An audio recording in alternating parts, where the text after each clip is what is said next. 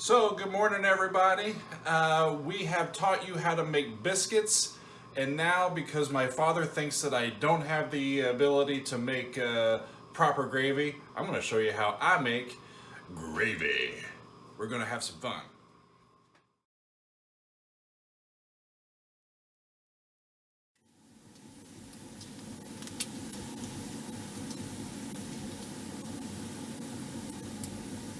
So, for gravy, I go by the rule of twos. So we need 2 tablespoons of fat. We need 2 tablespoons of my secret ingredient. I don't use flour, I use cornstarch. And then we need 2 cups of milk. And we've already cooked our bacon. We've got it rendered off here. We baked it. Now that I've got all of this finished up, I can take my trusty little tablespoon and measure the appropriate amount of bacon fat that's going to be the base for our gravy. It's a much more exacting way to do this. Instead of just cooking in the drippings that you have, we're just going to actually measure it out so that it comes out just right. So I need 2 tablespoons of bacon fat here. You can also use the other universal breakfast meat, our good friend sausage. So there we go. That's going to be the basis. I'm going to put this over here. That's going to be the base for our gravy. And I'm going to warm that up over medium heat. You don't want it to burn. So we're going to turn that on. Okay, so we have let this fat kind of warm up a little bit in the skillet. We are going to add to that 2 tablespoons of cornstarch. I like using cornstarch instead of flour because I find flour gravy gets a little pasty. And this is a really good thickening agent. And it just makes really tasty gravy. And we want to incorporate the starch in with the fat and let it start, as my good friend John would say, incorporating. We need to incorporate these ingredients. Notice over here the bacon, when we baked it, I baked it a little bit long. That looks like it might be almost burnt. It's going to be crispy. The good thing about using these Silpats when we bake is that they're well-used Silpats. Yeah, too. They are. They're wonderful. If you bake at home or if you cook at home a lot, you know. So the reason why I wanted to get these nice and cooked is we're going to crumble these and put them in the gravy. And you don't want limp bacon to go into gravy. It just doesn't work right. Nobody likes limpness in their bacon. It's a major character flaw, if you ask me. Okay, that's getting just about ready to go. I have some milk that I've been keeping out for a couple minutes. This is 2 cups.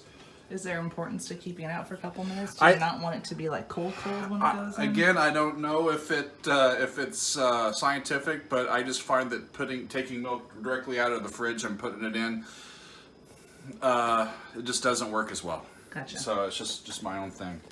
I am going to slowly add that. I'm going to turn the temperature up a little bit. So now we're going to go to medium-high. I'm just going to slowly add that, and what we're going to end up doing is adding some salt and pepper and just whisking that together and just waiting until it comes to temperature, and then we'll simmer it and you got yourself some gravy. Our biscuits, let's check on our biscuits. The oven, It's almost like you knew. It's right on time. How we doing? They're looking good. A couple more minutes. Couple more minutes. If you want my biscuit video, you can find that on my YouTube thing there. Okay? Biscuits. Yeah. It's been a few minutes. We're going to check on the biscuits. Let's see. They look good. I think I'm going to let them go just a few more minutes. I want them to be nice and done because again, we're adding wet to them. So I want to get them, make sure that they're nice and good. So another minute on that. We're going to be patient with our gravy. It's currently coming up to temperature. You'll notice I only have it on medium-high. I don't want to burn the milk. I just want to be patient with it and let it slowly come up to temperature. What we're looking for is it to develop some bubbles as it starts to come up. It's still pretty thin in terms of texture. That should change as we are getting to the bubble portion of the cooking. At this point, I'm going to add a little bit of kosher salt. Just a little bit of that.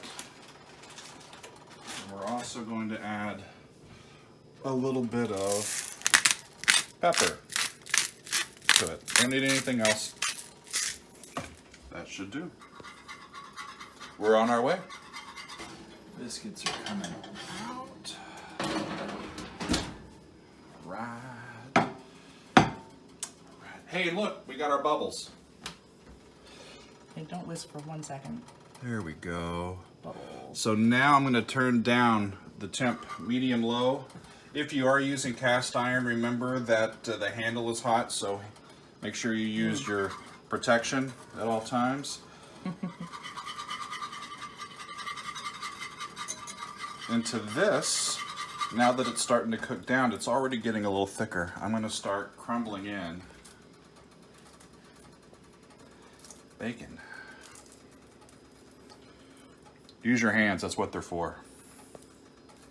Yeah. You're wasting bacon, man. What'd I do? What? Oh, there it is on the side. It goes in my mouth.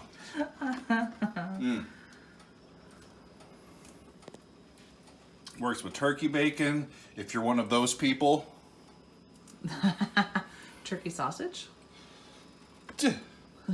Those are two words that should never go together. I want to keep it high enough that we get the bubbles, but not so high that it's going crazy, right? So this is a medium-low temperature, and once it starts bubbling, give it. Turned it down. Yep. Once it starts bubbling, give it 4 to 5 minutes, or maybe even a little bit low, just to hang out and let the thickening agent thicken up your gravy. So this is getting nice and close. I'm going to take a. Oh, sorry. I'm going to take a taste test. It's getting close.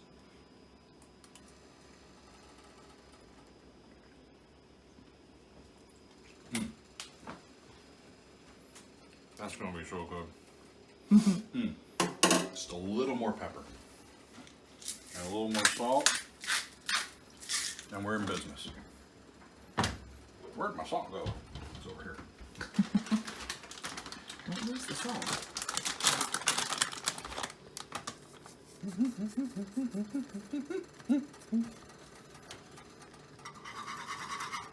That's just about it, y'all.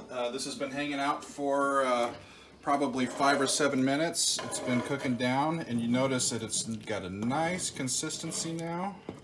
And everybody's happy. And we're going to serve that up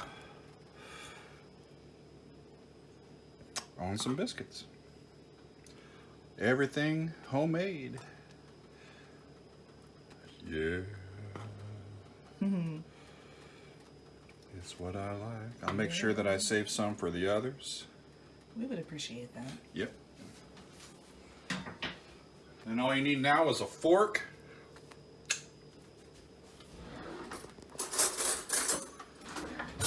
And a hungry mouth. I've been called worse.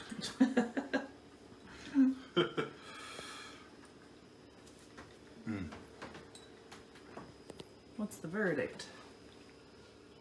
I think we'll make it again. Excellent. Another time. Gravy goes good with biscuits.